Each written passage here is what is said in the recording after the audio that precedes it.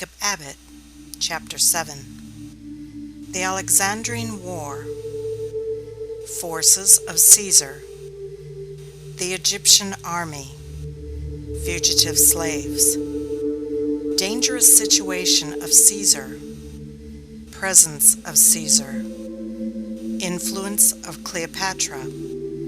First measures of Caesar. Caesar's stores. Military engines. The mole. View of Alexandria. Necessity of taking possession of the mole. Egyptian fleet. Caesar burns the shipping. The fort taken. Burning of Alexandria. Achilles beheaded. Plans of Ganymede. His vigorous measures. Messengers of Ganymede. Their instructions. Ganymede cuts off Caesar's supply of water. Panic of the soldiers. Caesar's wells. Arrival of the transports. The transports in distress. Lowness of the coast. A combat. Caesar successful. Ganymede equips a fleet. A naval conflict. Caesar in danger. Another victory. The Egyptians discouraged. Secret messengers. Dissimulation of Ptolemy.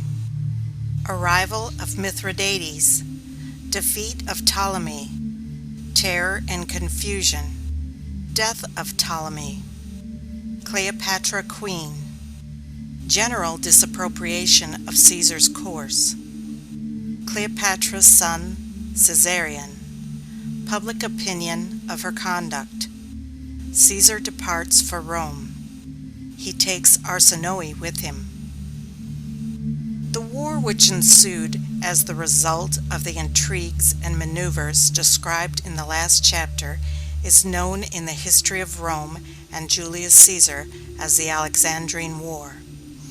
The events which occurred during the progress of it, and its termination at last in the triumph of Caesar and Cleopatra, will form the subject of this chapter. Achilles had greatly the advantage over Caesar at the outset of the contest, in respect to the strength of the forces under his command. Caesar, in fact, had with him only a detachment of 3,000 or 4,000 men, a small body of troops, which he had hastily put on board a little squadron of Rhodian galleys for pursuing Pompey across the Mediterranean. When he set sail from the European shores with his inconsiderable fleet, it is probable that he had no expectation of even landing in Egypt at all, and much less of being involved in great military undertakings there. Achilles, on the other hand, was at the head of a force of 20,000 effective men. His troops were, it is true, of a somewhat miscellaneous character, but they were all veteran soldiers, inured to the climate of Egypt, and skilled in all the modes of warfare which were suited to the character of the country. Some of them were Roman soldiers, men who had come with the army of Mark Antony from Syria when Ptolemy Auletes, Cleopatra's father, was reinstated on the throne, and had been left in Egypt in Ptolemy's service when Antony returned to Rome. Some were native Egyptians. There was also in the army of Achilles a large number of fugitive slaves, refugees who had made their escape from various points along the shores of the Mediterranean at different periods, and had been from time to time incorporated into the Egyptian army. These fugitives were all men of the most determined and desperate character. Achilles had also in his command a force of 2,000 horse. Such a body of cavalry made him, of course, perfect master of all the open country outside the city walls. At the head of these troops, Achilles gradually advanced to the very gates of Alexandria, invested the city on every side, and shut Caesar closely in. The danger of the situation in which Caesar was placed was extreme, but he had been so accustomed to succeed in extricating himself from the most imminent perils that neither he himself nor his army seemed to have experienced any concern in respect to the result. Caesar personally felt a special pride and pleasure in encountering the difficulties and dangers which now beset him, because Cleopatra was with him to witness his demeanor, to admire his energy and courage, and to reward by her love the efforts and sacrifices which he was making in espousing her cause. She confided everything to him, but she watched all the proceedings with the most eager interest, elated with hope in respect to the result, and proud of the champion who had thus volunteered to defend her. In a word, her heart was full of gratitude, admiration, and love. The immediate effect, too, of the emotions which she felt so strongly was greatly to heighten her natural charms.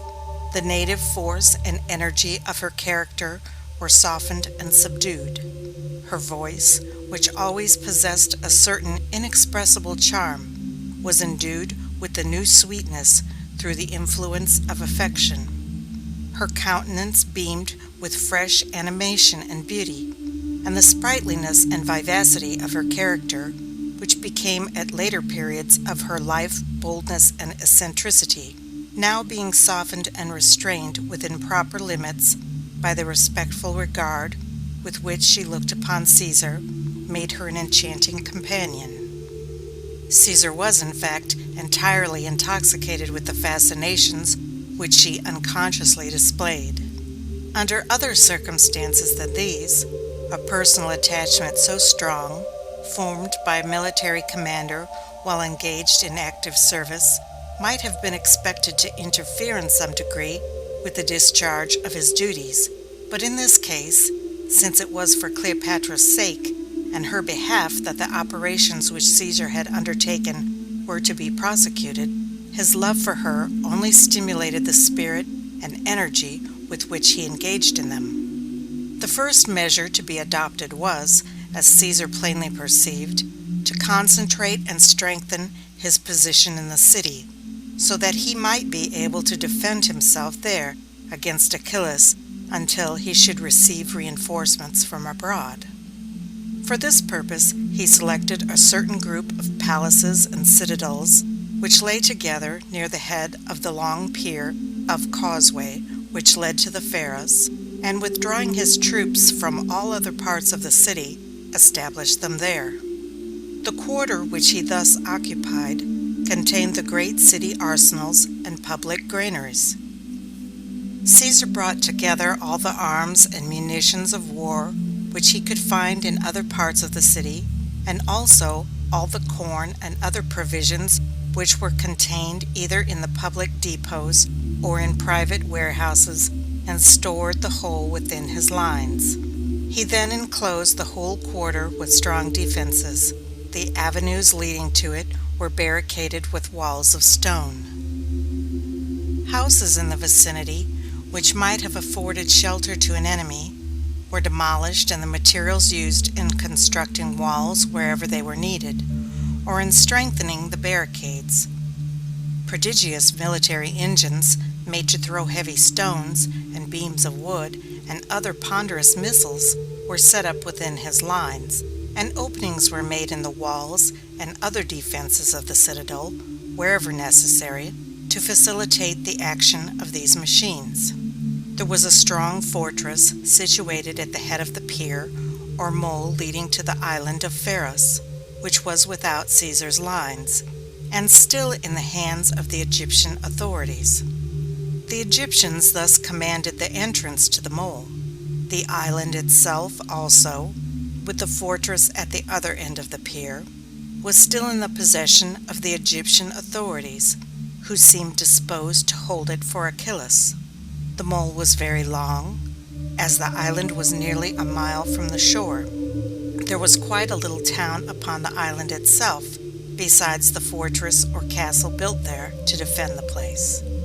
The garrison of this castle was strong, and the inhabitants of the town, too, constituted a somewhat formidable population, as they consisted of fishermen, sailors, wreckers, and such other desperate characters as usually congregate about such a spot. Cleopatra and Caesar from the windows of their palace within the city, looked out upon this island, with the tall lighthouse rising in the center of it, and the castle at its base, and upon the long and narrow isthmus connecting it with the mainland, and concluded that it was very essential that they should get possession of the post commanding, as it did, the entrance to the harbor. In the harbor, which was on the south side of the mole, and consequently on the side opposite to that which Achillas was advancing toward the city, there were lying a large number of Egyptian vessels, some dismantled, and others manned and armed more or less effectively. These vessels had not yet come into Achillas's hands, but it would be certain that he would take possession of them as soon as he should gain admittance to those parts of the city which Caesar had abandoned. This was extremely important to prevent, for if Achillas held this fleet, especially if he continued to command the island of Pharos, he would be perfect master of all the approaches to the city on the side of the sea. He could then not only receive reinforcements and supplies himself from that quarter, but he could also effectually cut off the Roman army from all possibility of receiving any. It became, therefore, as Caesar thought, imperiously necessary that he should protect himself from this danger. This he did by sending out an expedition to burn all the shipping in the harbor, and, at the same time, to take possession of a certain fort upon the island of Pharos, which commanded the entrance to the port. This undertaking was abundantly successful. The troops burned the shipping, took the fort, expelled the Egyptian soldiers from it, and put a Roman garrison into it instead, and then returned in safety within Caesar's lines.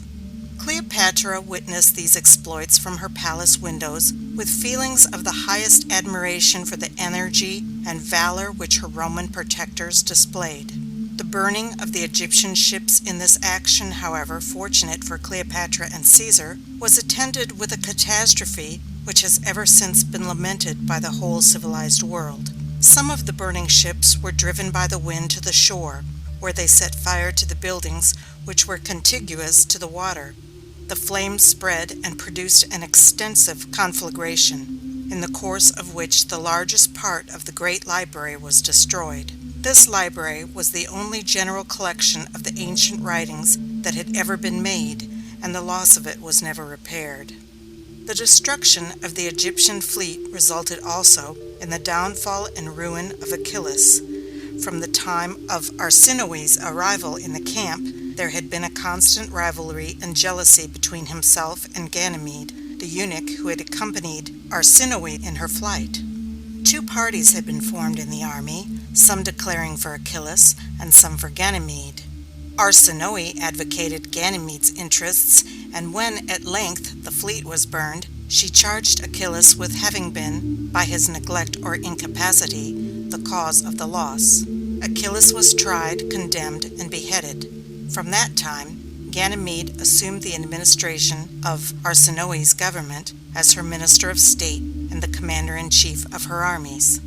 About the time that these occurrences took place, the Egyptian army advanced into those parts of the city from which Caesar had withdrawn, producing those terrible scenes of panic and confusion which always attend a sudden and violent change of military possession within the precincts of a city. Ganymede brought up his troops on every side to the walls of Caesar's citadels and entrenchments, and hemmed him closely in. He cut off all avenues of approach to Caesar's lines by land, and commenced vigorous preparations for an assault. He constructed engines for battering down walls. He opened shops and established forges in every part of the city for the manufacture of darts, spears, pikes, and all kinds of military machinery.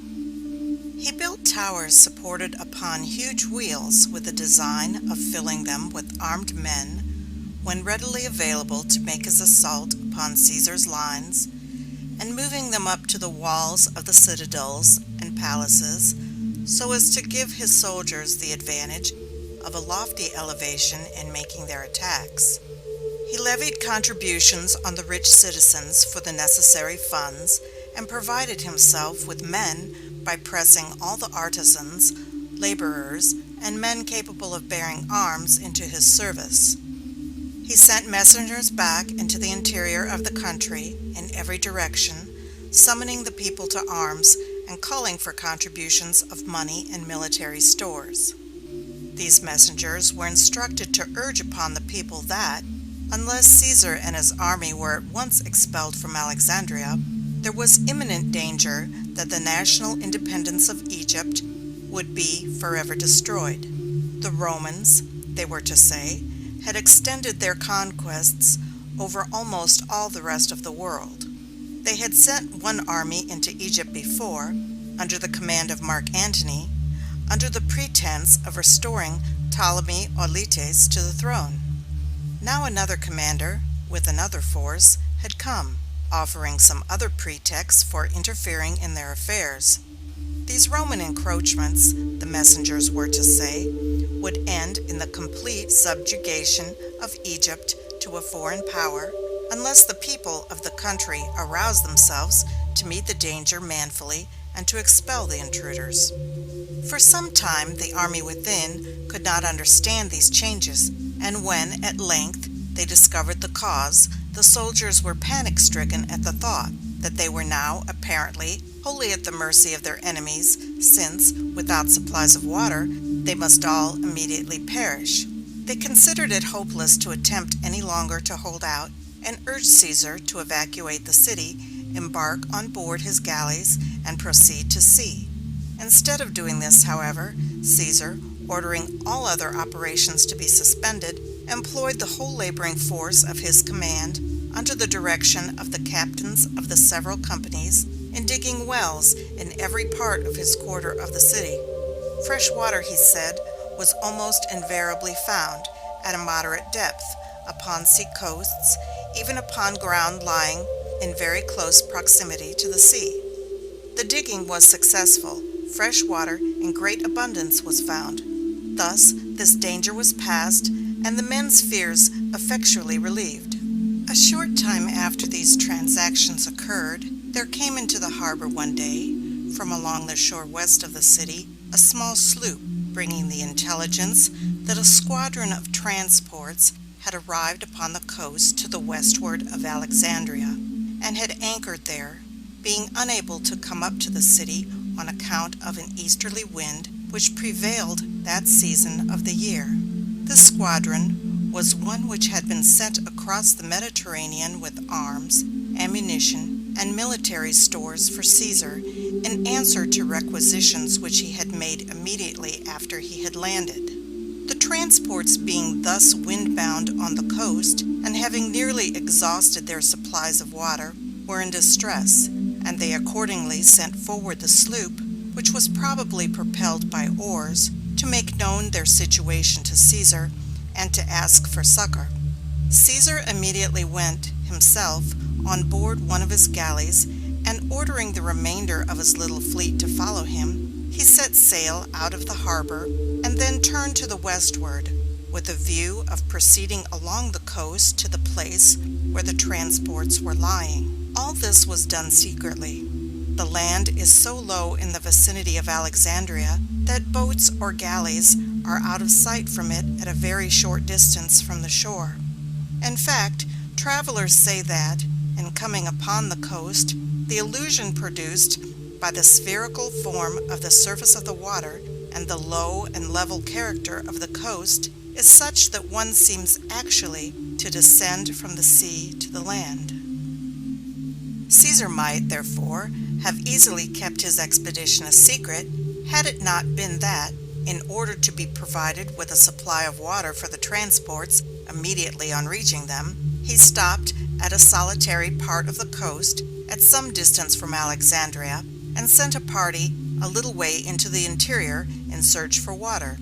This party were discovered by the country people, and was intercepted by a troop of horse, and made prisoners. From these prisoners the Egyptians learned that Caesar himself was on the coast with a small squadron of galleys. The tidings spread in all directions. The people flocked together from every quarter. They hastily collected all the boats and vessels which could be obtained at the villages in that region and from the various branches of the Nile.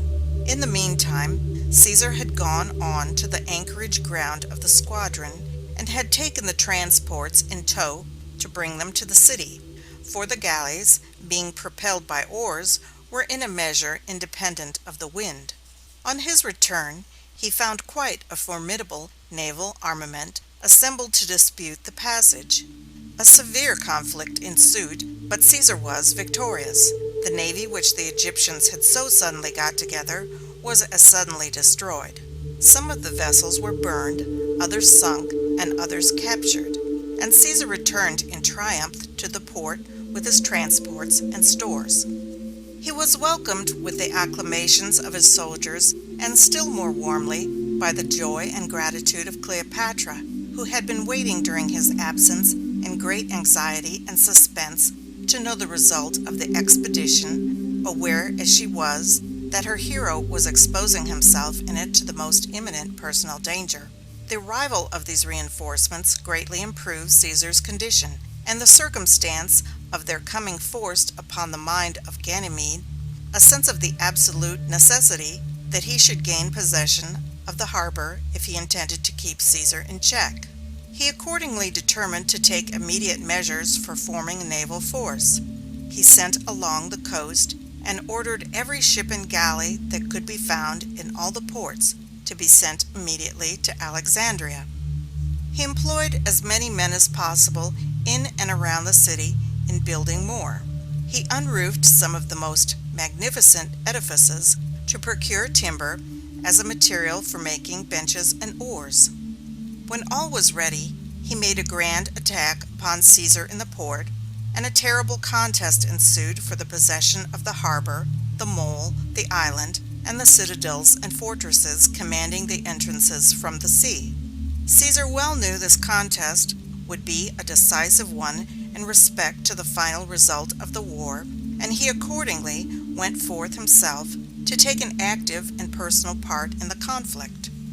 He felt doubtless, too, a strong emotion of pride and pleasure in exhibiting his prowess in the sight of Cleopatra, who could watch the progress of the battle from the palace windows, full of excitement at the dangers which he incurred, and of admiration at the feats of strength and valor which he performed. During this battle, the life of the great conqueror was several times in the most imminent danger. He wore a habit or mantle of the imperial purple, which made him a conspicuous mark for his enemies, and of course, wherever he went, in that place was the hottest of the fight. Once, in the midst of a scene of most dreadful confusion and din, he leaped from an overloaded boat into the water and swam for his life, holding his cloak between his teeth and drawing it through the water after him, that it might not fall into the hands of his enemies. He carried, at the same time as he swam, certain valuable papers which he wished to save, holding them above his head with one hand, while he propelled himself through the water with the other. The result of this contest was another decisive victory for Caesar. Not only were the ships which the Egyptians had collected defeated and destroyed, but the mole, with the fortresses at each extremity of it, and the island, with the lighthouse and the town of Pharos, all fell into Caesar's hands. The Egyptians now began to be discouraged. The army and the people, judging, as mankind always do, of the virtue of their military commanders solely by the criterion of success, began to be tired of the rule of Ganymede and Arsinoe. They sent secret messengers to Caesar, avowing their discontent, and saying that, if he would liberate Ptolemy, who, it will be recollected, had been all this time held as sort of a prisoner of state in Caesar's palaces, they thought that the people generally would receive him as their sovereign, and that then an arrangement might easily be made for an amicable adjustment of the whole controversy. Caesar was strongly inclined to accede to this proposal. He accordingly called Ptolemy into his presence, and taking him kindly by the hand, informed him of the wishes of the people of Egypt, and gave him permission to go. Ptolemy, however, begged not to be sent away. He professed the strongest attachment to Caesar and the utmost confidence in him, and he very much preferred, he said, to remain under his protection. Caesar replied that, If those were his sentiments, the separation would not be a lasting one. "If we part as friends," he said, "we shall soon meet again." By these and similar assurances, he endeavored to encourage the young prince, and then sent him away. Ptolemy was received by the Egyptians with great joy, and was immediately placed at the head of the government. Instead, however, of endeavoring to promote a settlement of the quarrel with Caesar, he seemed to enter into it now himself, personally, with the utmost ardor, and began at once to make the most extensive preparations, both by sea and land, for a vigorous prosecution of the war.